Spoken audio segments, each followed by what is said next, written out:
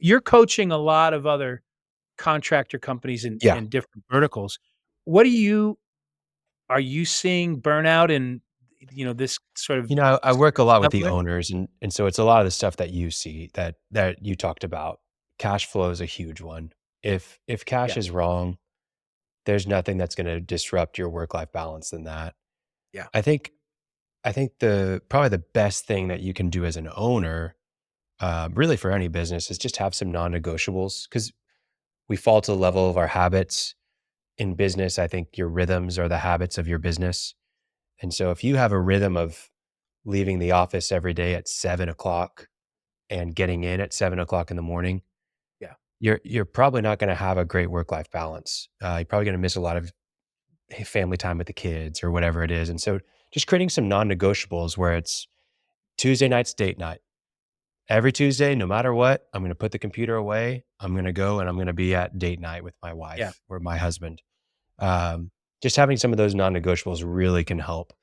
I think also doing some really good planning of something personally I do is I do quarterly retreats.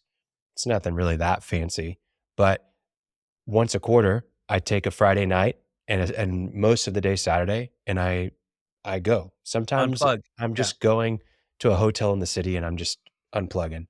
But I'm trying usually I try to go to like a cabin that's, an hour outside of town, drive out there, read a book, be disconnected and just journal and reflect. And I think that's a huge part of it is if you're self-aware a little bit more, yes. then you're able to understand, man, am I exhausted or am I like Yeah. burning out? Am I really being the friend I want to be, the son, daughter, spouse? Am I living out those other roles that I have in life well? I think those are some really good things to do. And then Can you self-diagnose, Khalil? What symptoms do you see in yourself when you feel like you're goodness. So or I 'cause did, I did this exercise. I'm terrible at analyzing myself, but I can certainly see it in my staff. Yeah, so I went through this exercise once called the bullseye, and basically you have these like 5 or 6 different areas, I can't remember, but it's like, you have work, you have, family, you have, just relationships, you have leisure, growth and development, but there's these different areas, and then you have a bullseye, and so what does it look like there's 5 rings on the dartboard, we'll say, right? And the bullseye is the center. What does it look like when you're centered? You've got everything out, and you list out, well, I love stepping into work. I'm refreshed. I have good relationships with everybody at work. I know exactly what's going on in my projects. I'm not behind. I'm ahead of schedule. I'm planning for a week out. What are those symptoms? And then what does the 5 look like when you're on the outer ring? And so you kind of define those things. For me, man, when my work life balance is out, I know that I haven't worked out in at least a week. I know I haven't journaled in at least a week. I know that I'm behind on my tasks. My task list it feels never ending. I don't even know where to start, right? That would be like I'm completely out of whack.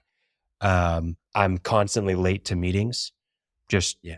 because Oh, I have that's a good so many things going on. I have my inbox and my email is just completely I don't even I try to avoid it because it looks so bad. Um, yeah, I think some other things is that things just fall through the cracks. I forget more things. And then I also lose sleep. I'm probably not being a great spouse. And then I haven't hung out with friends in a while. I'm pretty extroverted. So those are also my symptoms that I would say lead to Those things are aren't good going right. indicators to look for, though. Yeah.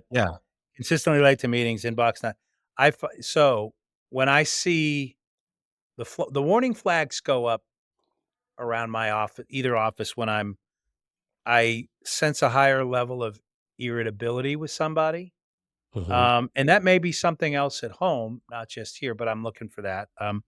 I think there's more emotional outbursts or reactions. I mean, it's not as simple as, my 60-year-old project manager going, "Marsha, Marsha, Marsha," right? It's not that, but it might be, snapping, and this is not a person that normally does that, or, I think overreactions, maybe there's an Yeah. upswing or an increased negativity of a person who's not usually, negative in their viewpoint. Um, I was gonna say we used to call it calling in sick, right? But if you're not a person that works remotely, you're calling in to work remotely today more. Mm, And so you're sort of avoiding sort of the avoidance thing, more often or leaving early. Um, it'd be nice if it was simple as, you know, twitches, rashes, stutter, obvious physical, but it's not that. I think it's more behavior change. And so what do you do about it? For me, I'm looking for culture care. mm, Like, first of all, if you have to throw a pizza party because it's gotten to be tough, you're probably too late, yeah. right? But you just have to. I think for me, I know the jobs that are.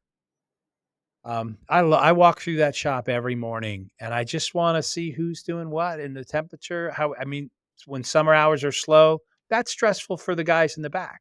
When they're busy, they're happy. When we're busy, they're happy. 'Cause I'm not worried about them burning out. They're just so grateful, right, Yeah. to be back at that. But, I have we have a golf charity thing coming up later this month, and I made a note, for early next week.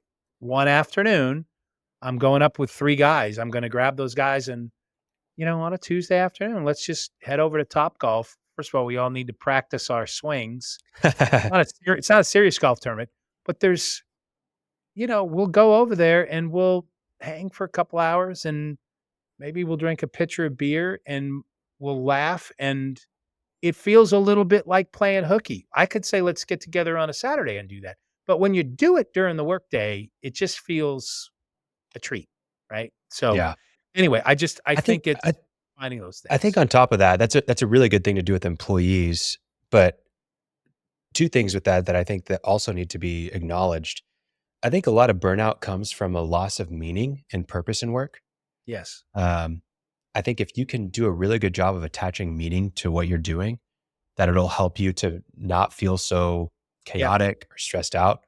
And sometimes, for doing that for employees, simple recognition, both one on one and in a group setting, can really help someone feel meaning in their work, to feel recognized for the impact they've made, the value they've added, the time they've put into something, the energy they've spent, and what it meant not only to the team but to the client, to the success of the project, to the success of the company, can go miles with helping with a lot of this stuff. And then also rewarding things, not just with bonuses, but with, hey, you should here's money for a date with your spouse. Yeah. I've got reservations for you at this restaurant. Those kinds of things. But also, whenever you whenever you hire a person, if you also see it that you're hiring a family, and you think about it in that lens, what's going on at the home life? How can I what are their goals for their home life, and how can I Yeah. support those?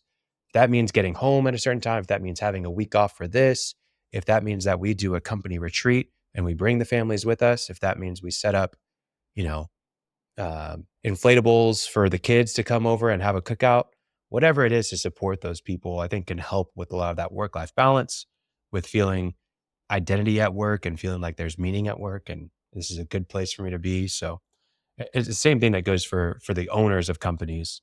You have to remember that recognition is important. Sometimes your employees aren't offering to give you the recognition that you need.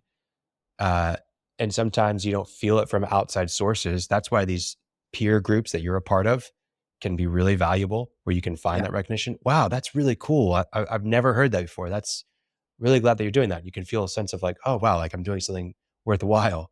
And then also go and read old customer reviews and testimonials and emails from employees where they thanked you for something. That can go a long way. Save those things. Have a folder in your inbox that's for need encouragement and just file those things away whenever you get them so that you can, recharge.